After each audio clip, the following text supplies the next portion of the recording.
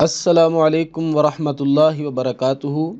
آج کے سبق میں ہم انشاءاللہ پڑھیں گے علامات اسم کے بارے میں، یعنی کہ اسم کسی چیز، جگہ یا کسی بھی چیز کے نام کو عربی میں اسم کہا جاتا ہے، تو اس کی جو عربک کے اندر علامات ہیں وہ تقریباً 11 کے قریب ہیں، وہ انشاءاللہ آج ہم پڑھیں گے۔ ان کو اچھے طریقے سے آپ نے ذہن نشین کرنا ہے جی۔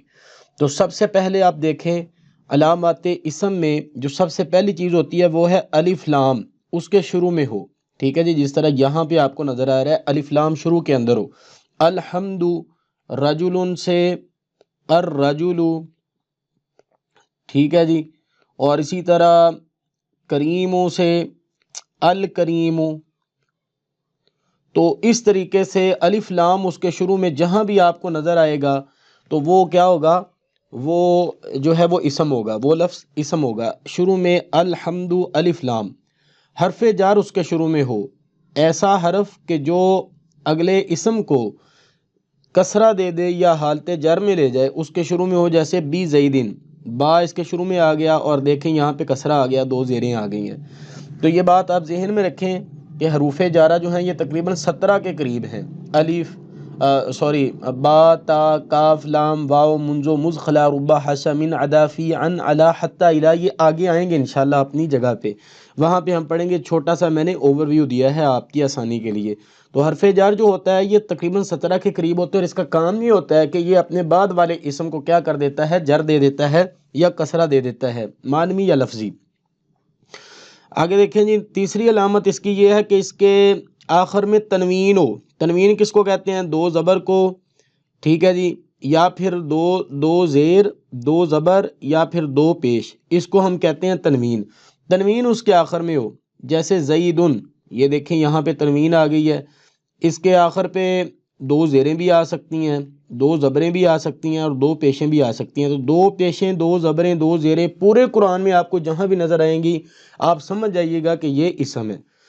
آگے وہ کہتا ہے کہ مسند الیہ ہو، جیسے زید قائم، اب زید جو ہے یہ مسند الیہ ہے اس میں، کیونکہ قائم کھڑے ہونے کی نسبت زید کی طرف کی جا رہی ہے کہ زید کھڑا ہے، تو اس لیے یہ جو ہے یہ اسم ہوگا۔ تو اسم جو ہوتا ہے وہ مسند الیہ ہوتا ہے، ٹھیک ہے جی۔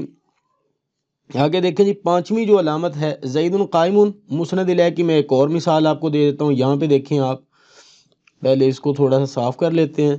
اب یہاں پہ دیکھیے گا آپ، زید قائم، اور یہاں پہ ہم کہہ دیتے ہیں احمد نائم، تو اس جملے میں احمد مسند الیہ ہے کیونکہ احمد سویا ہوا ہے، احمد سونے والا ہے یا سویا ہوا ہے۔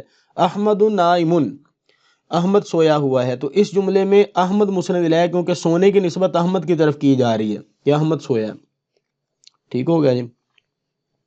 آگے دیکھیں، مضاف ہو تو وہ بھی اسم ہوتا ہے، جیسے غلام زیدن، اس میں غلام جو ہے یہ مضاف ہے، کس کی طرف؟ زیدن کی طرف مضاف ہے، اور زیدن کیا ہے؟ مضاف الیہ ہے۔ تو مضاف ہو تو یہ بھی کیا ہوگا؟ اسم ہوگا، اس کی بھی علامت کیا ہوگی؟ اسم ہوگی۔ جس طرح کتاب غلامن، اس میں یہ والا اسم ہے کیونکہ اس کی جو اضافت ہے وہ غلام کی طرف جو کی جا رہی ہے، اور مضاف الیہ کے ترجمے میں کا کے کی ہوتا ہے، کا کے کی۔ اس میں اب ترجمہ کریں گے ہم تو اس کا ترجمہ کیا بنے گا؟ کتاب غلامن، غلام کی کتاب، کی کتاب، تو دیکھیں یہاں پہ کی آ گیا نا، تو یہ اس کے ترجمے میں کا کے کی، اس کو کہتے ہیں مضاف اور مضاف الیہ، ٹھیک ہے جی۔ مصغر ہو، جیسے قریش رجیل، یہ آگے ہم پڑھیں گے، اس میں تصغیر کس کو کہتے ہیں؟ جیسے قریش رجیل۔ منصوب ہو، جیسے بغدادی ہندی، اس کی بھی پوری آگے فصل آ رہی ہے، ٹھیک ہے جی۔ آپ نے صرف ان دونوں لفظوں کے آپ نے نام ذہن میں رکھ لینے، مصغر ہو وہ بھی اسم ہوگا، منصوب ہو وہ بھی اسم ہوگا، جیسے بغدادی بغداد کا رہنے والا، ہندی ہندی ہند کا رہنے والا، ہندوستان کا رہنے والا، اس کی نسبت کی جا رہی ہے بغداد کی طرف، ہند کی طرف، تو اس لیے یہ بھی اسم ہوتا ہے جس کی نسبت کی جائے کسی چیز کی طرف۔ نمبر 8 پہ تثنیہ ہو، جیسے رجلانی، ٹھیک ہے جی، رجلانی، غلامانی، اسی طرح امرأتانی، دو غلام، دو عورتیں، اسی طرح آپ کہہ سکتے ہیں مثال کے طور پہ اسمانی، ٹھیک ہے جی، دو اسم، کوئی بھی آپ یعنی کہ دو چیزیں جس کا ترجمہ بن رہی ہوں تو اس کو کیا کہتے ہیں؟ تثنیہ۔ تو اسم کیا ہوتا ہے جی؟ تثنیہ بھی ہوتا ہے، یہ آٹھویں علامت ہے، اور اس کے آخر پہ الف اور نون ہوتا ہے تقریباً موسٹلی کیسز میں۔ آگے اس کی جو حالتیں ہیں گی ان کی ابھی بات نہیں کرتے کیونکہ آپ کی ابھی ابتدائی سٹیج ہے جی۔ آگے دیکھیں جی، جمع ہو جیسے رجالن، یہ جمع ہے، ٹھیک ہے جی، تو یہ بھی کیا ہے؟ اسم کی علامت ہے، جو جمع ہوتا ہے وہ بھی اسم کی علامت۔ آگے کیا جی؟ موصوف ہو جیسے رجل کریم، اس میں جو رجل ہے یہ موصوف ہے اور کریم اس کی صفت بن رہا ہے۔ موصوف اور صفت کا کنسیپٹ بھی انشاءاللہ آگے آئے گا، ابھی آپ کی تیسری فصل ہے۔ اچھا جی، آگے دیکھیں، تائے متحرکہ اس سے ملی ہو، تائے متحرکہ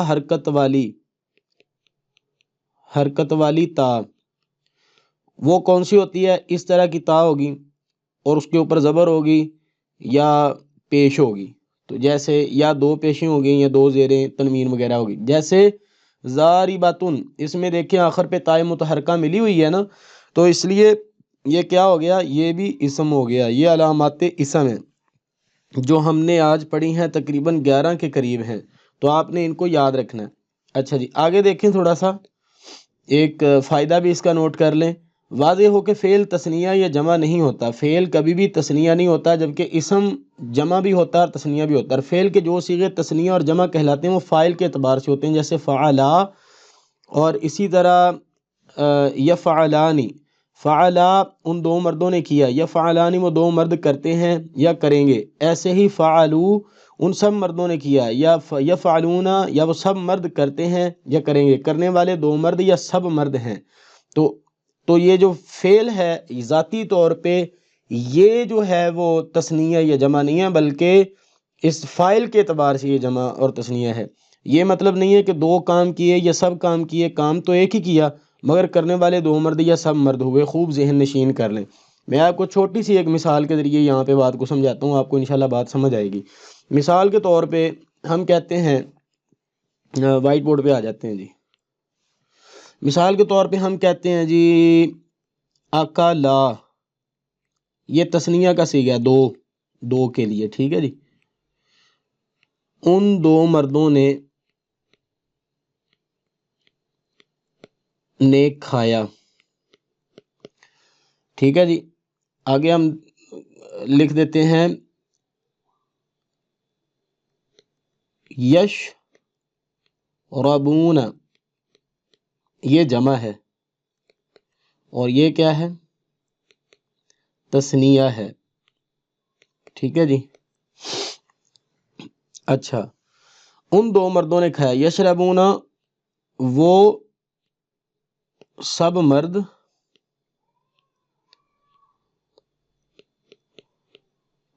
پیتے ہیں۔ اب یہاں پہ آپ غور کریں، یہاں پہ آ گیا دو مرد، یہاں پہ آ گیا سب مرد، یہ ہو گیا جمع، اور یہاں پہ جو ہے وہ آپ دیکھیں کھایا، دو مردوں نے کام ایک ہی کیا نا، کیا؟ کھانے والا کام ایک، یہاں پر سب مردوں نے کام ایک ہی کیا، کیا والا؟ پینے والا۔ تو وہ کہتے ہیں کہ فعل بنیادی طور پہ جمع نہیں ہوتا، بلکہ اس کے اندر جو فاعل ہوتا ہے نا، یہ پینے والے مرد، یہ کھانے والے مرد، یہ اصل میں تثنیہ اور جمع ہوتے ہیں، لہذا فعل جمع نہیں ہوتا، فعل تثنیہ نہیں ہوتا۔ تو یہ بات وہ سمجھانا چاہ رہے ہیں، ٹھیک ہے جی، اس بات کو آپ نے ذہن نشین کر لینا ہے، اسم ہی تثنیہ اور جمع ہوتا ہے۔ بس جی، آج کا سبق اتنا ہی ہے، انشاءاللہ ملتے ہیں نیکسٹ سبق میں، اس میں علامات فعل ہم پڑھیں گے، وہ بھی بہت اہم سبق ہے، اس کو بھی لازمی دیکھیے گا۔ السلام علیکم ورحمۃ اللہ وبرکاتہ۔